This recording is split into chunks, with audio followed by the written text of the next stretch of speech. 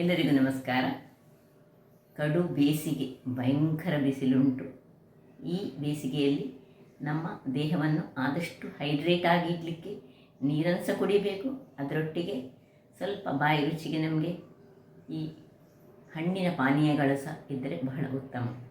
ಈಗ ತುಂಬ ನೀರಿರುವಂತಹ ಕರ್ಬೂಜ ಹಣ್ಣಾಗಲಿ ಅಥವಾ ವಾಟರ್ ಮೆಲನ್ ಆಗಲಿ ಇವುಗಳು ತುಂಬ ದೊರಕುತ್ತದೆ. ಅದರೊಟ್ಟಿಗೆ ಎಳನೀರು ಸೇವಿಸಿದರೆ ಸಹ ಬಹಳ ಉತ್ತಮ. ಇವತ್ತು ನಾನು ಈ ಸೀಸನಲ್ಲಿ ಸಿಗುವಂತಹ ಚಿಪ್ಪಡ್ ಅಂದರೆ ಕರ್ಬೂಜ ಹಣ್ಣಿನಿಂದ ಪಾಯಸವನ್ನು ಮಾಡಿದ್ದೇನೆ. ಪಾಯಸ ಸಹ ಬಹಳ ಚೆನ್ನಾಗಿ ಬರ್ತದೆ. ಈ ಪಾಯಸದ ಒಟ್ಟಿಗೆ ನಾನು ಅದನ್ನು ಒಂದು ಪಾನೀಯ ರೀತಿಯಲ್ಲಿ ಸಹ ಮಾಡ್ತೇನೆ. ಅದನ್ನು ಫ್ರಿಜ್ಜಲ್ಲಿಟ್ಟು ಸಹ ನಾವು ಕುಡಿಬೋದು, ಅಥವಾ ಅದನ್ನು ಆ ಕರ್ಬೂಜ ಹಣ್ಣಿನ ತಿರುಳಿಗೆ ಹಾಕಿ ಅದನ್ನು ಡೀಪ್ ಫ್ರೀಸಲ್ಲಿಟ್ಟರೆ ಐಸ್ ಕ್ರೀಮ್ ಆಗಿ ಸಹ ಉಪಯೋಗಿಸ್ಕೊಳ್ಬೋದು. ಹಾಗಾದರೆ ಬನ್ನಿ, ಇವತ್ತು ಕರ್ಬೂಜ ಹಣ್ಣಿನ ಪಾಯಸವನ್ನು ಹೇಗೆ ಮಾಡೋದನ್ನು ನೋಡೋಣ. ಯಾರೆಲ್ಲ ನನ್ನ ಚಾನಲನ್ನು ನೋಡ್ತಿದ್ದೀರಿ, ಯಾರೆಲ್ಲ ಇನ್ನೂ ಸಬ್ಸ್ಕ್ರೈಬ್ ಮಾಡಿಲ್ಲ, ದಯವಿಟ್ಟು ಸಬ್ಸ್ಕ್ರೈಬ್ ಮಾಡಿ ಸಪೋರ್ಟ್ ಮಾಡಿ ಅಂತ ಹೇಳುತ್ತಾ ಬನ್ನಿ ಅಡಿಗೆ ಮನೆಗೆ ಹೋಗೋಣ. ಮಿತ್ರರೇ, ಇವತ್ತು ಈ ಚಿಪ್ಪಡ್ ಕರ್ಬೂಜ ಹಣ್ಣು ಅಂತ ಕರೀತಾರೆ, ಇದನ್ನು ಬಳಸಿ ಮಸ್ಕ್ ಮೆಲನ್, ಅದರೊಟ್ಟಿಗೆ ಸಾಬುದಾನ, ಇದನ್ನೊಂದು 2 ಗಂಟೆಗಳ ಕಾಲ ನೆನೆಸಿಟ್ಕೊಂಡಿದ್ದೇನೆ. ಒಂದು ರುಚಿಕರವಾದ, ನೀವು ಪಾಯಸ ಸಹ ಹೇಳ್ಬೋದು, ಇದನ್ನು ಮಿಲ್ಕ್ ಶೇಕ್ ಅಂತೆಲ್ಲ ಕರಿಬೋದು. ಇದನ್ನು ಈ ಸಮ್ಮರ್ ಸೀಸನ್ಗೆ ಅಂದು ಹೇಳಿ ಮಾಡಿಸಿದಂಥದ್ದು. ಬಿಸಿ ಬಿಸಿಯಾಗಿ ಸಹ ತಿನ್ಬೋದು ಇದನ್ನು, ಅಥವಾ ತಣ್ಣಗೆ ಮಾಡಿ ಫ್ರಿಜ್ಜೊಳಗೆ ಇಟ್ಟು ಸಹ ತಿನ್ಬೋದು. ಈಗ ಮೊದಲಿಗೆ ನಾವೇನು ಮಾಡೋ ಹೇಳಿದರೆ, ಇದನ್ನು ಚೆನ್ನಾಗಿ ತೊಳೆದುಕೊಂಡಂತಹ ಇದನ್ನು ನೆನೆಸಿಟ್ಟುಕೊಂಡಿದ್ದೇನೆ. ಸೊ ಇದರಲ್ಲಿ ಸ್ವಲ್ಪ ನೀರು ಬಿದ್ದರೆ ತೊಂದರೆಯಿಲ್ಲ. ಇಲ್ಲಿ ತೆಂಗಿನ ಹಾಲನ್ನು ನಾನು ರೆಡಿ ಮಾಡಿಟ್ಟುಕೊಂಡಿದ್ದೇನೆ. ಇದು ದಪ್ಪ ಹಾಲು, ಇದು ನೀರು ಹಾಲನ್ನು ಹಾಕಿ ಸ್ವಲ್ಪ ಇಷ್ಟು ಸಾಕು ನೋಡಿ, ಇಷ್ಟನ್ನು ಹಾಕಿ ನಾವು ಒಂದೇ ಒಂದು ವಿಸಿಲ್ ಸಹ ಬೇಡ, ಒಂದು ವಿಸಿಲ್ ಬರುವಾಗ ಇದನ್ನು ನಾವು ಆಫ್ ಮಾಡಿಕೊಳ್ಳೋಣ. ತುಂಬ ಬೇಯೋದು ಬೇಡ, ಸ್ವಲ್ಪ ನಮಗೆ ಅದರದ್ದು ಇದು ಸಿಕ್ಕಬೇಕು. ಹಾಗಾಗಿ ಇದನ್ನು ಒಂದು ವಿಸಿಲ್ ಬರುವ ತನಕ ಒಂದು ಬೇಯಿಸ್ಕೊಳ್ಳೋಣ ಸುರಿಗೆ. ವೀಕ್ಷಕರೇ, ಇಲ್ಲಿ ನೋಡಿ, ಅದು ಬೇಯ್ತಾ ಇರುವಾಗ ಅಲ್ಲಿ ನಾವು ಈ ಚಿಪ್ಪಡನ್ನು ಕಟ್ ಮಾಡಿ, ನಮಗೆ ಅರ್ಧ ಸಾಕು, ನಾನು ಅರ್ಧವನ್ನು ಯೂಸ್ ಮಾಡ್ಕೊಳ್ತಿದ್ದೇನೆ. ಸೊ ಅರ್ಧದ ಇದರ ಬೀಜವನ್ನು ಸುರಿಗೆ ತೆಗೆದುಕೊಳ್ಳೋಣ.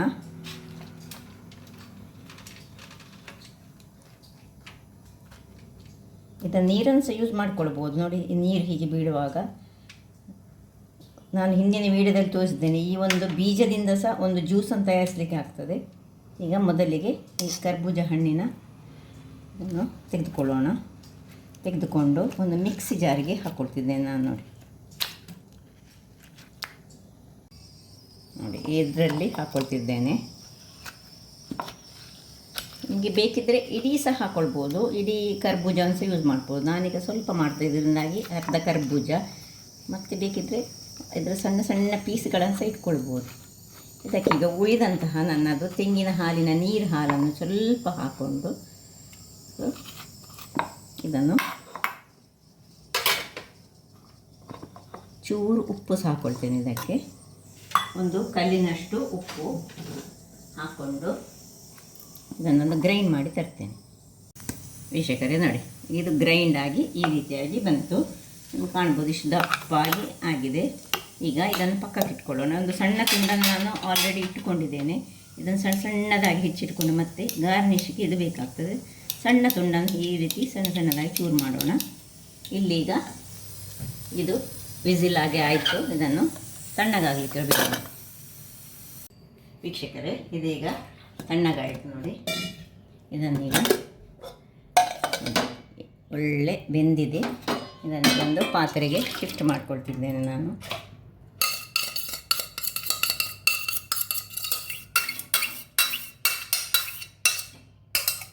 ಪಕ್ಕಕ್ಕೆ ಇಟ್ಕೊಳ್ಳೋಣ. ಇಲ್ಲಿ ಒಂದು ಪಾತ್ರೆಯಲ್ಲಿ ಸ್ವಲ್ಪ ನೀರು ಹಾಕ್ಕೊಂಡು, ಈಗ ನಾವು ಇವತ್ತು ಕಸ್ಟರ್ಡ್ ಪೌಡರನ್ನು ಯೂಸ್ ಮಾಡ್ಕೊಳ್ತಿದ್ದೇವೆ. ಅದರಿಂದಾಗಿ ನೋಡಿ, ನಾನು ಕಸ್ಟರ್ಡಿನ ಪೌಡರನ್ನು 1 ಚಮಚದಷ್ಟು, ನಿಮ್ಮದು ಕಸ್ಟರ್ಡ್ ಪೌಡರ್ ಇರದಿದ್ದರೆ ನೀವು ಈ ಹಾಲಿಗೆ ಹಳದಿ ಹಾಕಿ ಬರಿಸ್ಕೊಳ್ಬೋದು, ಹಾಗೆ ಸಹ ಮಾಡ್ಬೋದು. ಇದು ಚೆನ್ನಾಗಿ ಬರ್ತದೆ. 1-1.5 ಚಮಚದಷ್ಟು ಗಂಟಿಲ್ಲದ ಹಾಗೆ ನಾನು ಇದನ್ನು ಕಲರಿಸಿಕೊಳ್ತೇನೆ. ಸೊ ಸುರಿಗೆ ಇದನ್ನೊಂದು ರೆಡಿ ಮಾಡ್ಕೊಳ್ಳೋಣ. ವೀಕ್ಷಕರೇ ನೋಡಿ, ಇದು ಕಲರಿಸ್ಕೊಂಡು ಇದನ್ನು ರೆಡಿ ಮಾಡಿ ಇಟ್ಟುಕೊಂಡಿದ್ದೇನೆ. ಇಲ್ಲಿ ಒಲೆಯನ್ನು ಉರಿಸ್ಕೊಳ್ತಿದ್ದೇನೆ. ಈಗ ಇದನ್ನು ಚೆನ್ನಾಗಿ ಒಮ್ಮೆ ಹೀಗೆ ಕಲರಿಸಿಕೊಳ್ಳೋಣ. ಇದಕ್ಕೆ ಆಗ ಬೇಯುವಾಗ ನಾವು ಉಪ್ಪನ್ನು ಹಾಕ್ಕೊಳ್ಳಿಲ್ಲ, ಅದರಿಂದಾಗಿ 1 ಕಲ್ಲಿನಷ್ಟು ಉಪ್ಪನ್ನು ಹಾಕ್ಕೊಳ್ತಿದ್ದೇನೆ. ಇನ್ನು ಈ ಕಸ್ಟರ್ಡನ್ನು ನಾವು ಇದು ಕುದಿ ಬರಬೇಕು, ಕುದಿ ಬಂದ ಮೇಲೆ, ಹಾಗಾಗಿ ನಾವು ಇದನ್ನು ಒಂದು ಸ್ವಲ್ಪ ಮುಚ್ಚಿಕೊಂಡು ಒಂದು ಕುದಿ ಬರಿಸ್ಕೊಳ್ಳೋಣ. ವೀಕ್ಷಕರೇ ನೋಡಿ, ಇದರಲ್ಲಿ ಒಂದು ಸಿಂಗಲ್ ಕುದಿ ಬರುವಾಗ ಈಗ ಇದಕ್ಕೆ ಬೆಲ್ಲವನ್ನು ಹಾಕ್ಕೊಳ್ತಿದ್ದೇನೆ. ಸ್ವಲ್ಪ ಬೆಲ್ಲ ಅದರಲ್ಲಿ ಕರಗಬೇಕು. ಕರಗುವಾಗ ಸ್ವಲ್ಪ ನಿಮ್ಮ ಹತ್ರ ಈ ತೆಂಗಿನ ತೆಳು ನೀರಿದ್ದರೆ ಹಾಕೊಳ್ಳೋಣ. ಮತ್ತು ಸ್ವಲ್ಪ ದಪ್ಪ ಹಾಲು ಇಷ್ಟನ್ನು ಹಾಕ್ಕೊಂಡು ಇದನ್ನು ಒಮ್ಮೆ ತಿರುಗಿಸಿಕೊಂಡು ಈ ಹಾಲು ಮತ್ತು ಬೆಲ್ಲ ಇದರಲ್ಲಿ ಚೆನ್ನಾಗಿ ಕರಗಿಕೊಳ್ಬೇಕು. ವೀಕ್ಷಕರೇ ನೋಡಿ, ಬೆಲ್ಲ ಕರಗಿತ್ತು, ಕಲರ್ ಸ್ವಲ್ಪ ಚೇಂಜ್ ಆಯಿತು, ಬೆಲ್ಲದ ಕಲರ್ ಬಂತು ನೋಡಿ.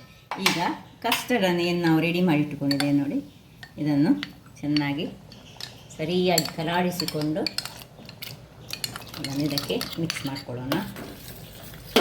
ಕಸ್ಟರ್ಡ್ ಹಾಕಿದ ಮೇಲೆ ನಾವು ಚೆನ್ನಾಗಿ ಇದನ್ನು ತಿರುಗಿಸ್ಕೊಳ್ಬೇಕು, ಇಲ್ಲದೆ ಅದು ಗಂಟು ಕಟ್ತದೆ. ಸ್ವಲ್ಪ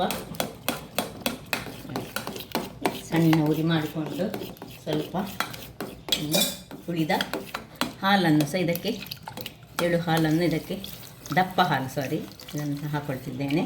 ಚೆನ್ನಾಗಿ ಈ ರೀತಿಯಾಗಿ ಲಡಿಸ್ಕೊಳ್ಳೋಣ. ಸ್ವಲ್ಪ ನೀರು ಬೇಕಿದ್ದರೆ ನೀರನ್ನು ಸಹ ಹಾಕ್ಕೊಳ್ಬೋದು, ಇದು ತುಂಬ ದಪ್ಪ ಆಗ್ತದೆ. ಸೊ ಕಸ್ಟರ್ಡ್ ಹಾಕಿದ ಮೇಲೆ ನಾವು ಇದನ್ನು ಹೆಚ್ಚು ಹೊತ್ತು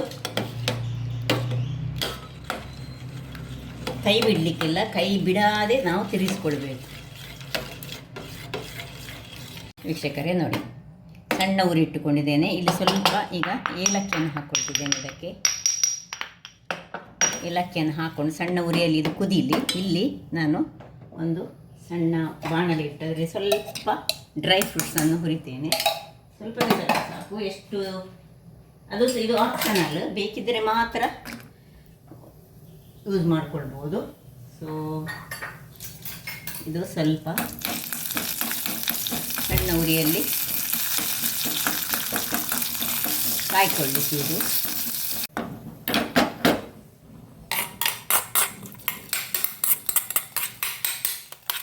ಇದನ್ನು ನಾವು ಜ್ಯೂಸ್ ಮಾಡಿ ಸಹ ಯೂಸ್ ಮಾಡ್ಕೊಳ್ಬೋದು, ಇದಿದ್ದ ಹಾಗೆ. ಈಗ ನಾವು ಇದಕ್ಕೆ ನಾವು ಕರ್ಬೂಜ ಹಣ್ಣು ಇಲ್ಲೇ ಉಂಟು ನೋಡಿ, ಅದರದ್ದು ರಸ ಇದೀಗ ಹಾಕಲಿಕ್ಕಿಲ್ಲ.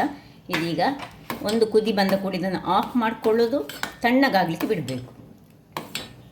ವೀಕ್ಷಕರೇ, ಇದೀಗ ತಣ್ಣಗಾಯಿತು. ಈಗ ತಣ್ಣಗಾದ ನಿಮಗೆ ಕೂಲಾಗಿ ಕೂಲ್ ಡ್ರಿಂಕಿನ ಟೈಪಲ್ಲಿ ಕುಡಿಬೇಕಿದ್ದರೆ ನೋಡಿ, ಇದಕ್ಕೆ ಸ್ವಲ್ಪ ಹಾಕ್ಕೊಂಡು ಈ ಮಸ್ಕ್ ಮೆಲನ್ನ ಜ್ಯೂಸನ್ನು ಇದಕ್ಕೆ ಹಾಕೊಳ್ಳೋಣ.